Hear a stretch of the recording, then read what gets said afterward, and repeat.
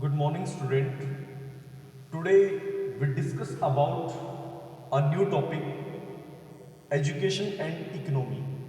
Means शिक्षा और अर्थशास्त्र के बारे में आज हम डिस्कस करते हैं। देखिए बच्चे, एजुकेशन और इकोनॉमी का आपस में बहुत ही गहरा रिलेशन है, बहुत गहरा संबंध है। भारत जैसे देश में अगर देखा जाए तो विभिन्न धर्मों के, जातियों के और विभिन्न धर्मों में विश्वास रखने वाले लोग रहते हैं, और ये यहाँ पे बहुत ही आवश्यक हो जाता है कि सरकार की यहाँ पे जो अर्थव्यवस्था है वो मजबूत रहे। यानी कि हमारे देश की इकोनॉमी का मजबूत होना कहीं ना कहीं हमारे देश की उन्नति और प्रगति में सहायक है। देखिए, अगर देखा जाए तो देश की अर्थव्यवस्था यदि स्ट्रोंग है, सशक्त है, मजबूत है, तो कहीं ना कहीं वो देश, वो राष्ट्र उन्नति के विकास पथ पर अग्रसर होता रहेगा और उसको उन्नति और प्रगति के विकास पथ पर अग्रसर होने से रोक भी नहीं सकता है। अगर देखा जाए तो जो आधुनिक समय है, मॉडर्न टाइम है, ये कहीं ना कहीं उद्योगों से जुड़ा हुआ है। यानी कि औद्योगिक क्रांति का युग यहाँ चल रहा है। पूरे विश्व में उद्योगों से ही देश को कहीं ना कहीं एक मजबूती मिलती है।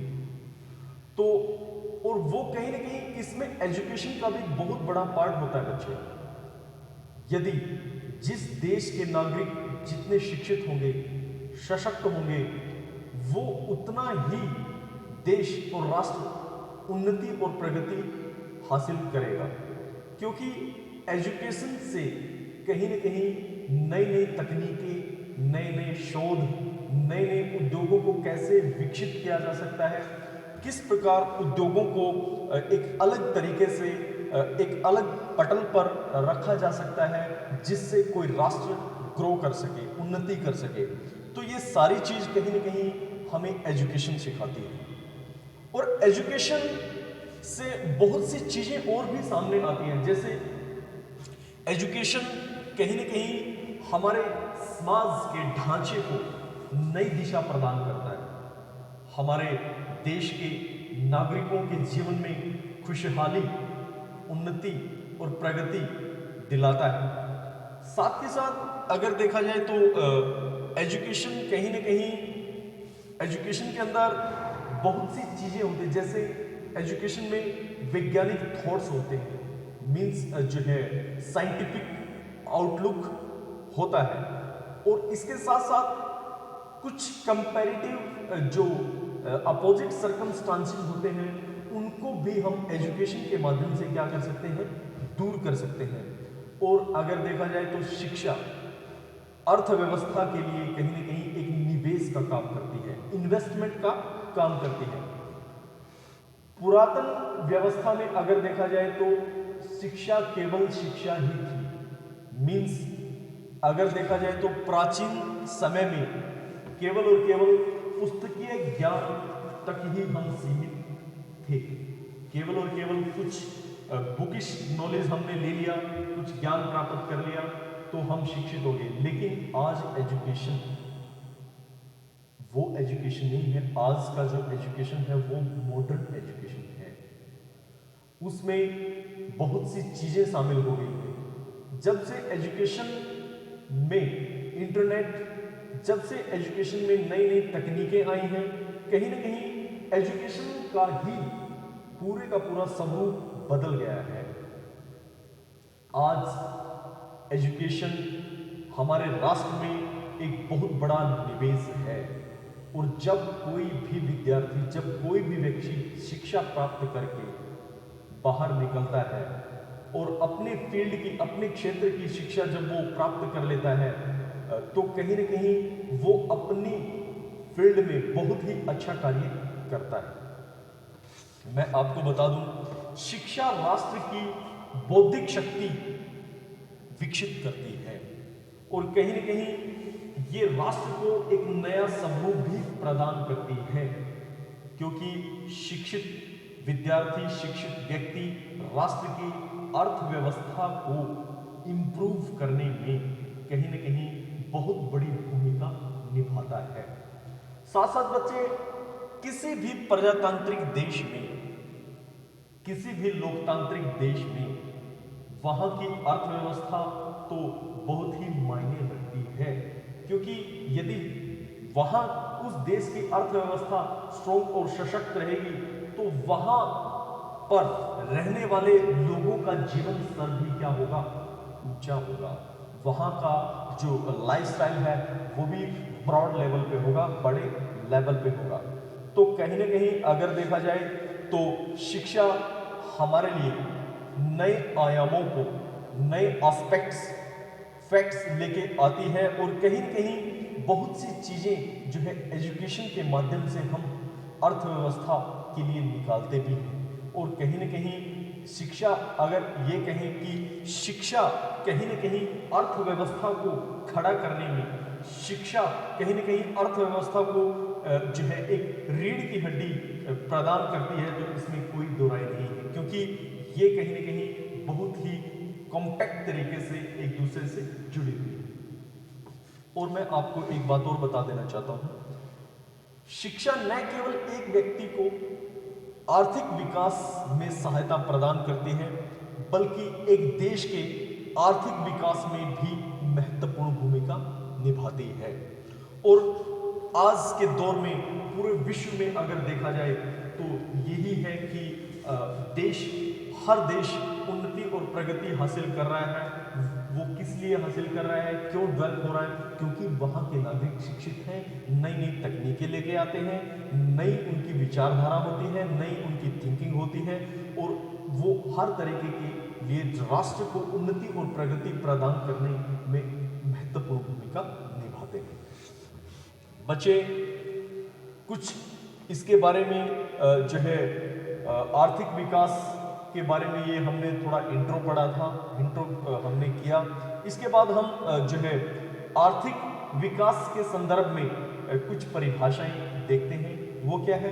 पहली परिभाषा जो है वो प्रोफेसर एमपी टोडारो ने कही है। वो क्या कही है कि आर्थिक विकास एक बहुआयामी प्रक्रिया है, जिसमें क्या होता है, सामाजिक ढांचों में बड़े परिवर्तन, आर्थिक वृद्धि में विकास में असमानता और निर्धनता में क्या होती है, कमी होती है। देखिए, प्रोफेसर एमपी टोडारो ने यहाँ पे बहुत अच्छी बात की है। क्या कही है कि एजुकेशन या आर्थिक विकास हमारे लिए मल्टीपल फील्ड ओपन कर देता है, मल्टीपल फील्ड हमारे लिए ओपन हो जाता है। इसके साथ साथ उन्होंने एक बात और कही है कि सामाजिक ढांचे में भी, यानी कि सोशल प्रोसेस में भी बहुत ही क्या होता है, परिवर्तन होता है, डेवलपमेंट होता है, विकास होता है, चेंज होता है, बदलाव होता है। इसके साथ साथ आर्थिक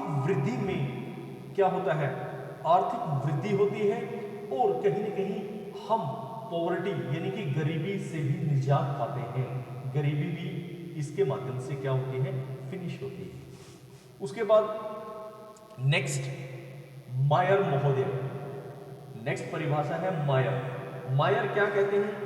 आर्थिक विकास एक प्रक्रिया है जिसमें दीर्घकाल में अर्थव्यवस्था की वास्तविक राष्ट्र आय में क्या होती है, वृद्धि होती है। यानी कि लॉन्ग टाइम तक एक राष्ट्र की इकोनॉमी में क्या होता है, परिवर्तन होता है, वो स्ट्रॉन्ग होती है और वो सशक्त होनी शुरू हो जाती है। तो कहीं ना कहीं अगर कंक्लूजन संक्षिप्त में हम पढ़ें तो आर्थिक विकास से हमारा यहाँ पे मीनिंग है, ये एक ऐसी प्रक्रिया है जिसमें प्रति व्यक्ति आय में दीर्घकालीन तक क्या होती है, वृद्धि होती है। यानी कि देश का प्रत्येक नागरिक आर्थिक रूप से सक्षम होता है, स्ट्रॉन्ग होता है, और इसमें क्या होता है, धन में आय के असमान वितरण में कमी भी होती है, और साथ साथ सामाजिक कल्याण में वृद्धि होती है। उसके बाद ये हमने यहाँ पे इसका संक्षेप में पढ़ा, हमने जो है डेफिनेशन को भी पढ़ा। तो कहीं न कहीं आर्थिक विकास होगा तो हमारा राष्ट्र उन्नति और प्रगति के नए आयामों पर पहुंचेगा। इसके बाद बच्चे आर्थिक विकास के निर्धारक तत्व यानी कि डिटर्मिनेंट्स ऑफ इकोनॉमिक डेवलपमेंट वो क्या है। आर्थिक विकास को कुछ ऐसे जो है तत्व हैं जो निर्धारित करते हैं। उसमें सबसे पहले वो कौन सा तत्व है, वो है एजुकेशन मीन्स शिक्षा।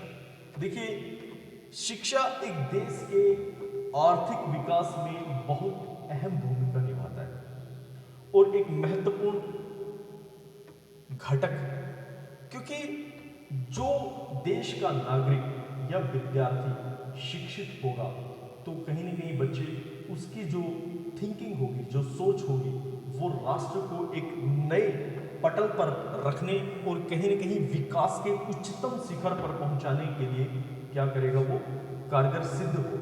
तो कहने का मीनिंग हमारा ये है कि एजुकेशन कहीं न कहीं अगर हम ये कहें कि वो राष्ट्र को ही खड़ा करने के लिए नहीं, अगर देखा जाए तो इकोनॉमी को भी इम्प्रूव करने में महत्वपूर्ण भूमिका निभाता है। तो इसमें नो डाउट कोई दो राय नहीं। उसके बाद नेक्स्ट है बच्चे प्राकृतिक संसाधन मीन्स नेचुरल रिसोर्स। देखिए प्राकृतिक संसाधन भी बहुत महत्वपूर्ण भूमिका निभाते हैं आर्थिक विकास में, क्योंकि जितना हमारे किसी भी देश के पास नेचुरल रिसोर्स रहेगा तो ऑब्वियसली उस देश की इकोनॉमी में बहुत ही महत्वपूर्ण परिवर्तन होगा और कहीं न कहीं वो राष्ट्र कहीं न कहीं उन्नति और विकास के चरम पथ पर अपने आप को रख सकेगा। तो कहने का मीनिंग हमारा ये है कि प्राकृतिक संसाधन अगर देखा जाए नेचुरल रिसोर्स भी ये जो है आर्थिक विकास के महत्वपूर्ण पहलुओं में से एक है, इसमें कोई दो राय नहीं। नेक्स्ट बच्चे नेक्स्ट हम पढ़ रहे हैं वो है हमारा थर्ड, जिसमें है मानवीय संसाधन यानी कि ह्यूमन रिसोर्स। देखिए बच्चे ह्यूमन रिसोर्स कहीं न कहीं आर्थिक विकास के निर्धारक तत्वों में से एक है और बहुत ही महत्वपूर्ण रिसोर्स है ये। देखिए जिस भी देश के पास ह्यूमन रिसोर्स है यानी कि लोगों की बहुत मात्रा में जो है स्ट्रेंथ है, या हमारे पास किसी हमें उद्योगों में क्या चाहिए, मशीनें तो चाहिए, लेकिन उनके साथ साथ मशीनों को चलाने वाले भी श्रमिक लोग हमें चाहिए। तो कहने का मीनिंग ये है यदि हमें कोई टैलेंटेड कुशल कारीगर, कोई श्रमिक और अनुशासित, देखिए श्रमिक अच्छे मिल जाते हैं लेकिन वो डिसिप्लिन्ड हो, वो शिक्षित हो, तो कहीं न कहीं उनकी जो सोच होगी वो भी अच्छी रहेगी और वो कहीं न कहीं हर तरीके से इकोनॉमी को इम्प्रूव करने में अपनी भूमिका निभाते हैं। साथ साथ अगर ये कहें कि हमारे पास हमारे देश में हमारे राष्ट्र में बहुत ही न्यू टैलेंट उभर के सामने आता है, तो हमारे पास मानवीय रिसोर्स मानवीय संसाधन की तो कोई कमी है ही नहीं है। और हमारे पास आज हम देखते हैं हर सेक्टर में हमारे पास जो है ह्यूमन रिसोर्स बहुतायत मात्रा में मिलता है और वो ही ह्यूमन रिसोर्स हमें आगे लेके जाता है जिसकी हम एक्सपेक्टेशन रखते हैं। जैसी हमारी एक्सपेक्टेशन होनी चाहिए वो एक्सपेक्टेशन ह्यूमन रिसोर्स हमारी करता भी है। तो इसी तरीके से बहुत से ऐसे राष्ट्र हैं जो ह्यूमन रिसोर्स के ऊपर फोकस्ड करते हैं। ऑब्वियसली बहुत से ऐसे राष्ट्र हैं जैसे जापान है, ठीक है ना, उसके साथ स्वीडन है। तो ये कुछ ऐसे देश मैं आपको बता रहा हूँ जो ह्यूमन रिसोर्स पे महत्वपूर्ण जो है फोकस्ड करते हैं। और साथ के साथ कहीं न कहीं क्योंकि इन देशों में अगर देखा जाए तो खनिजों की कमी है, लेकिन मानवीय संसाधन का उचित प्रयोग करके ये राष्ट्र अपने आप को विश्व से बहुत ही जो है आगे लेके जाते हैं। और कहीं न कहीं हमारा राष्ट्र भी कोई पीछे नहीं है, हम भी हमारा न्यू न्यू टैलेंट जो निकल रहा है, मानवीय रिसोर्स निकल रहा है, ह्यूमन रिसोर्स निकल रहा है, वो भी क्या है, बहुत ही बैलेंस्ड है, वो भी बहुत डिसिप्लिन्ड है और हर तरीके से वो अपने आप को आगे लेके जाता है। नेक्स्ट हमारा जो पॉइंट है इसमें वो है भौतिक पूंजी संसाधन, यानी कि हमारा जो मेटेरियलिस्टिक जो प्रोसेस है वो देखिए, भौतिक पूंजी से हमारा तात्पर्य यहाँ पे है इमारतों से है, मशीनी प्रोसेस से है और रॉ मटेरियल यानी कि कच्चे माल से है। देखिए, जिस भी देश के पास ये चीजें होंगी, मीन्स भौतिक पूंजी होगी, जिस भी मेटेरियलिस्टिक हमारे पास यदि रिसोर्स है, चीजें हैं, तो ऑब्वियसली ये हमारे इकोनॉमी के लिए तो सही है, साथ साथ ग्रो करेगा, हमारे उद्योगों के लिए भी बहुत ही कारगर रहता है। इसके साथ साथ ये संसाधन आर्थिक विकास के लिए एक नए आयाम प्रस्तुत करता है, आर्थिक विकास के लिए महत्वपूर्ण जो है ये भूमिका निभाते हैं। नेक्स्ट रिसोर्स की हम बात करते हैं वो है तकनीकी प्रगति, यानी कि टेक्निकल डेवलपमेंट। देखिए बच्चे, एक देश की प्रगति का दूसरे जो है अन्य चीजों पे बड़ा इम्पैक्ट रहता है, बड़ा फर्क रहता है, क्योंकि अगर कोई देश उन्नति और प्रगति करता है तो वो देश कहीं ना कहीं टेक्निकल रूप से भी क्या होता है, डेवलप होता है। क्योंकि आज के दौर में हम देखते हैं नई नई तकनीकें आ रही हैं, नई नई चीज़ें इम्प्लीमेंट हो रही हैं, तो कहीं ना कहीं यदि टेक्निकल रूप से हम डेवलप हैं, स्ट्रॉन्ग हैं, सशक्त हैं, तो कहीं ना कहीं हम अपने आप को अलग ही पाते हैं, यानी कि मीन्स हमारा राष्ट्र वो उन्नति के शिखर पर जो है पहुंचता है इनके माध्यम से। इसके साथ साथ तकनीकी प्रगति एक बहुआयामी यानी कि मल्टीपल जो है डेवलपमेंट को वो कहीं ना कहीं और भी मजबूत और सशक्त करता है। तो नई नई तकनीकें और मशीनों के आने से कहीं ना कहीं हर तरीके से हम क्या करते हैं, टेक्निकल रूप से डेवलप हो रहे हैं, और ये हमारे राष्ट्र के लिए बहुत बड़ी बात है, और साथ साथ बच्चे हमारी इकोनॉमी के लिए और उद्योगों के लिए तो ये बहुत ही बड़ा सोर्स है। उसके बाद है अंतरराष्ट्रीय निर्धारक तत्व, यानी कि इंटरनेशनल डिटर्मिनेंट। देखिए, अगर देखा जाए तो अगर हम औद्योगिक रूप से ग्रो करते हैं, आगे बढ़ते हैं, तो कहीं ना कहीं ये चीजें हमारे लिए बहुत ही मायने रखती हैं। मायने क्या रखती हैं कि अंतरराष्ट्रीय निर्धारक तत्व हमारे लिए बहुत ही आवश्यक हैं। साथ साथ ये चीजें विदेशी पूंजी, साथ साथ अंतरराष्ट्रीय व्यापार, विदेशी निवेश और कई ऐसे अंतरराष्ट्रीय घटक हैं जो बहुत ही क्या है, आवश्यक हैं। विश्व के अधिकतर देशों में ये चीज़ें चल रही हैं कि हमें अंतरराष्ट्रीय सहयोग यानी कि इंटरनेशनल कॉर्पोरेशन होना बहुत ही ज़रूरी है, ताकि अगर हमारे पास एक रिसोर्स की कमी है तो एक दूसरे देश से हम वो रिसोर्स हासिल करके हम हर तरीके से डेवलप कर सकें। और ये कहीं ना कहीं ऐसा भी देखा जाता है कि इंटरनेशनल कॉर्पोरेशन यदि होगा तो हर राष्ट्र उन्नति और प्रगति करेगा। ये राष्ट्र की बात नहीं, फिर ये यहाँ पे विश्व की बात आ जाती है, तो विश्व इस तरीके से आगे ग्रो करता रहेगा। बाकी हम आगे कल इस टॉपिक को बढ़ाते हैं। तो आज के लिए इतना ही बच्चे, थैंक यू।